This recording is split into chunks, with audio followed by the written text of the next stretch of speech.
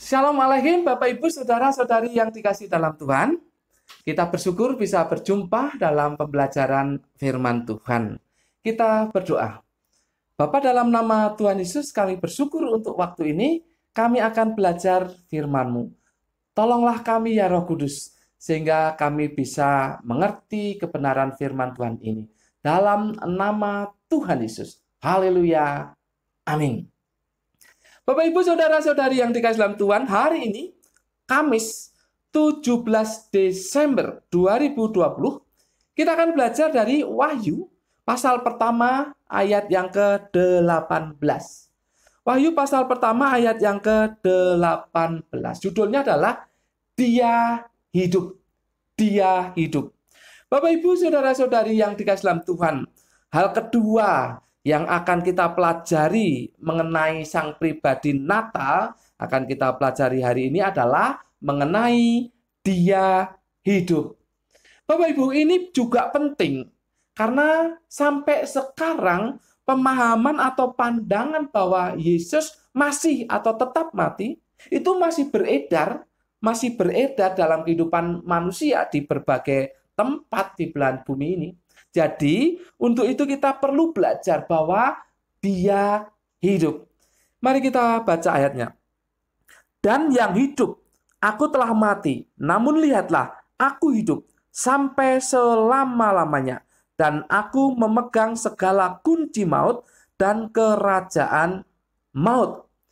Bapak Ibu, paling tidak ada dua hal penting yang bisa kita pelajari di sini. Yaitu pertama, keberadaan Yesus Kristus yang hidup adanya. Keberadaan Yesus Kristus yang hidup adanya. Ada beberapa frase yang kita bisa pelajari di sini ya.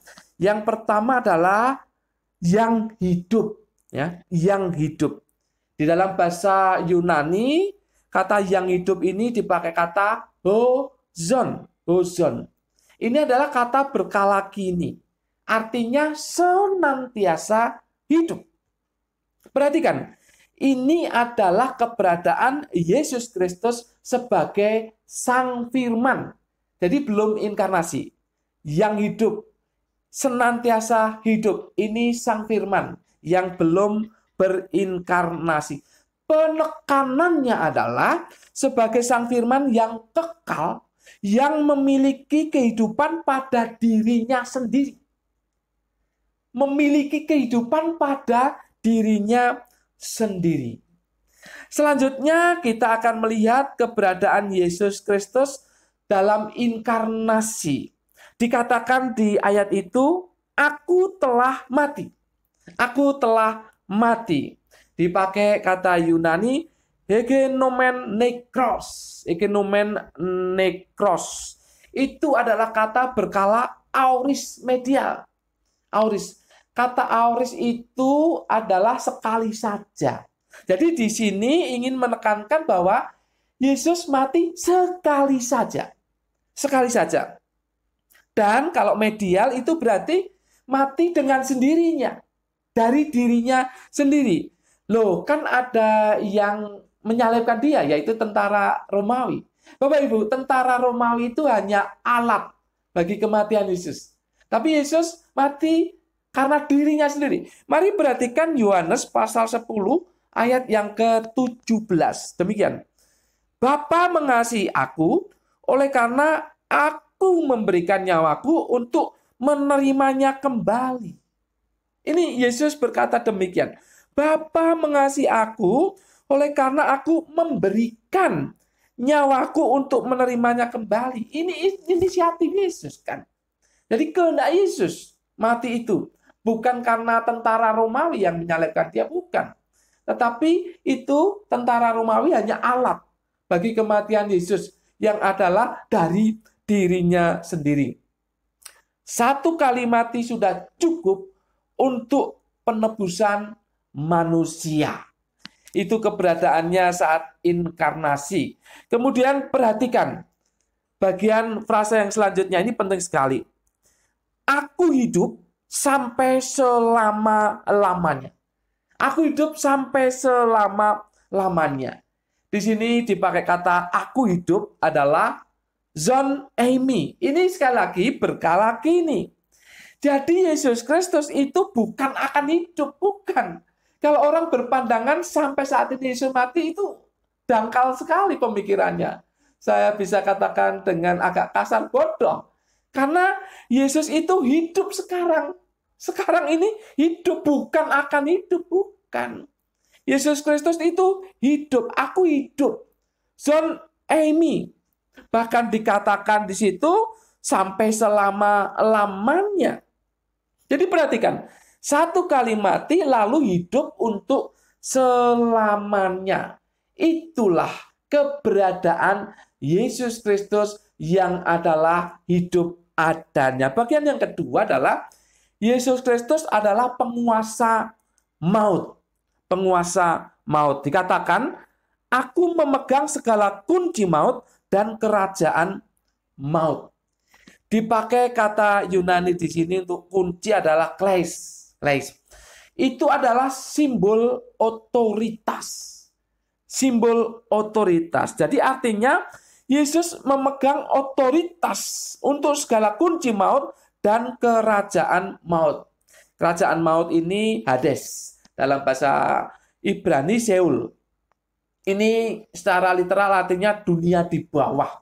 Sebetulnya itu adalah gambaran seperti rumah yang pengap, yang tertutup, menyedihkan, ya, membosankan dan menyedihkan, memprihatinkan.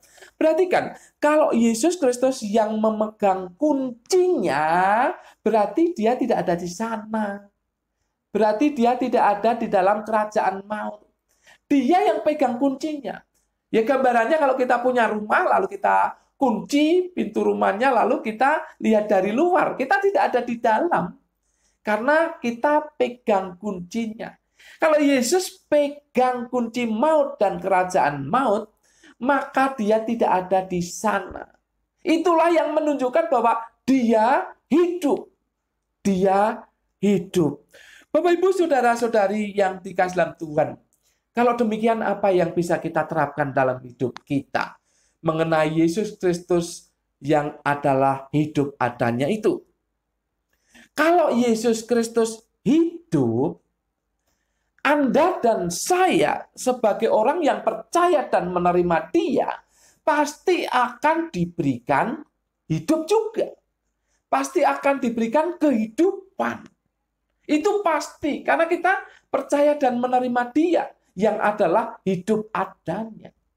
Jadi jaminan untuk kehidupan bagi kita itu pasti. Ini terutama kehidupan rohani dan kehidupan kekal. Itu pasti. Namun perhatikan Bapak, Ibu, saudara-saudari yang dikasihi dalam Tuhan. Yang namanya hidup kekal, itu bukan hanya masa yang akan datang. Tetapi ada dimensi saat ini. Ada dimensi saat ini, yaitu adalah penyertaan Yesus nyata, pemeliharaan Yesus nyata. Yesus memberikan kehidupan secara nyata pada saat ini.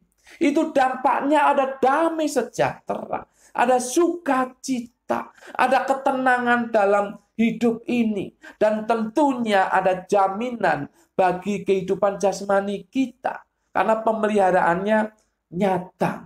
Itu dampaknya. Jadi kalau Yesus Kristus hidup, maka kita diberikan kehidupan rohani, maka kita dijamin dalam kehidupan kekal yang dimensinya ada di zaman sekarang, di mana pemeliharaan, penyertaan, ketenangan, damai sejahtera, dan berkat jasmani itu ada dan diberikan kepada kita. Yang kedua, Yesus Kristus punya otoritas atas kematian. Nah, kalau kematian saja ada di tangannya, maka sesungguhnya kita, orang yang percaya dan menerima Dia, juga ada di tangannya. Artinya kita ini di bawah otoritas Yesus Kristus. Kalau kita di bawah otoritas Yesus Kristus, ya sudahlah, kita harus tunduk padanya. Kita harus menyembah Dia, menghargai Dia, memuji Dia, menempatkan Dia di dalam ranking yang tertinggi dalam kehidupan kita, yang terutama dan utama dalam kehidupan kita. Itulah pribadi Sang Natal yang adalah hidup adanya dan menjadikan Anda dan saya hidup serta menikmati kehidupan saat ini. Amin. Mari kita berdoa. Bapa, dalam nama Tuhan Yesus, terima kasih untuk pelajaran saat ini. Yesus Kristus yang akan kami peringati dalam perayaan Natal adalah pribadi Sang Hidup.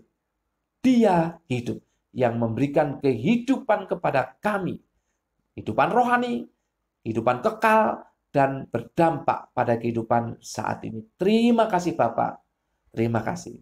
Biarlah Roh Kudus yang menolong kami untuk menerapkan firman Tuhan ini. Semua yang percaya kepada Yesus Kristus akan tunduk di bawah otoritas ada di tangannya.